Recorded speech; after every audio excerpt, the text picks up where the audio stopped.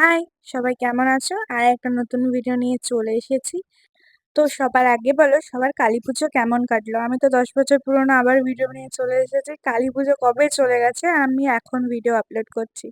যাই হোক, কালীপুজোয় আমি বাড়ি গেছিলাম নবদ্বীপে। তো এটা ছিল কালীপুজোর দিনের দুপুরবেলা। খেয়ে দিয়ে আমরা দাঁড়িয়েছিলাম রাস্তার কাছে, সবাই সব ঠাকুর নিয়ে যাচ্ছিল তা দেখতে। এই যে আমাদের যোজসোনা এখানে দাঁড়িয়ে আছে। তারপর যোজক ওখানে দাঁড় করিয়ে রেখে আমরা পরপর সব ঠাকুর জায়গাগুলো দেখছিলাম।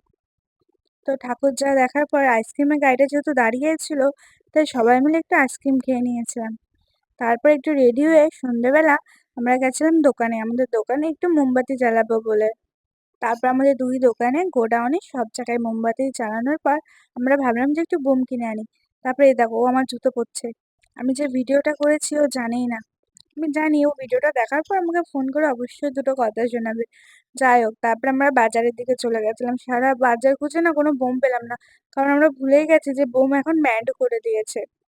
তারপর আমরা ঘুরতে, ঘুরতে কিছু ঠাকুর দেখলাম। এই যে এটা আমাদের পাড়ার ঠাকুর। দেখো তো কেমন লাগছে? খুব সুন্দর করেছিল এবার ঠাকুর। তারপরে আমাদের পাড়ার দোকান থেকে কিছু ছোট, ছোট বোম নিয়েছিলাম। এই যে এসেই বোম ফাটানো শুরু হয়ে গেছিল। আর এই বোমটার কথা কার মনে আছে? ছোটবেলায় এটা খুব চালিয়েছি। কি সাপবাজি না কিছু একটা বলে ওই যে কেমন লাফাচ্ছে দেখো। আমরা বোম না পেয়ে ছোট, ছোট জিনিস নিয়ে আমরা হাসি মজা করছিলাম। আর আমাদের জোজো সোনা তো ভয়ে চিৎকার করছিল। তারপরে বাবা বলল, "একটু রেডি হয়ে নে। আমাদের পুরোনো বাড়ি যাবো।" এই যে দেখো কেমন পাগলের মতন ঘুরছিলাম। এখন একটু কোনোভাবে রেডি হয়ে আমরা সবাই টোটো করে আমাদের পুরোনো বাড়ি যাচ্ছিলাম কালীনগরে। ওখানে অনেক ঠাকুর হয়। তারপরে আমরা টোটোয় ঘুরে, ঘুরে আমরা অনেক কটাই ঠাকুর দেখেছিলাম। মেলাও বসেছিল কিন্তু আমরা মেলায় আর নামিনি।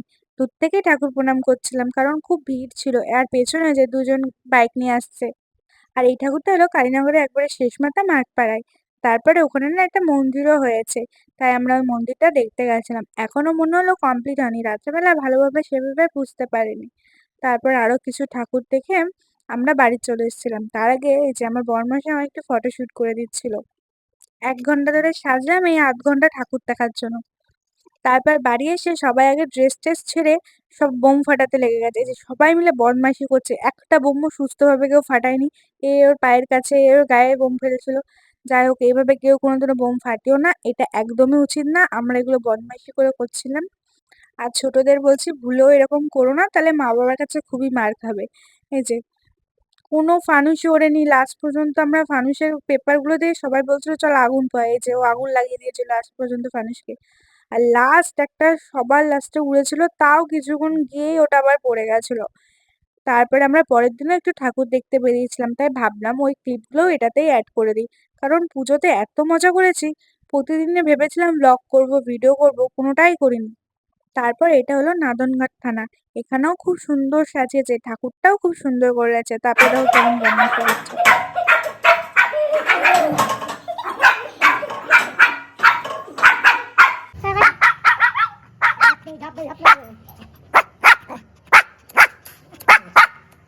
ভিডিওটা আজকে এখানেই শেষ করছি। সবাই পুজো কেমন কাটালে অবশ্যই জানিও। সবাই like, comment, share and subscribe করে দিও। ফেসবুক থেকে দেখলে পেজটা প্লিজ ফলো করে দিও। আজকের জন্য এইটুকুই। আরো ভিডিও আসবে, সবাই পাশে থেকো। Tata, by.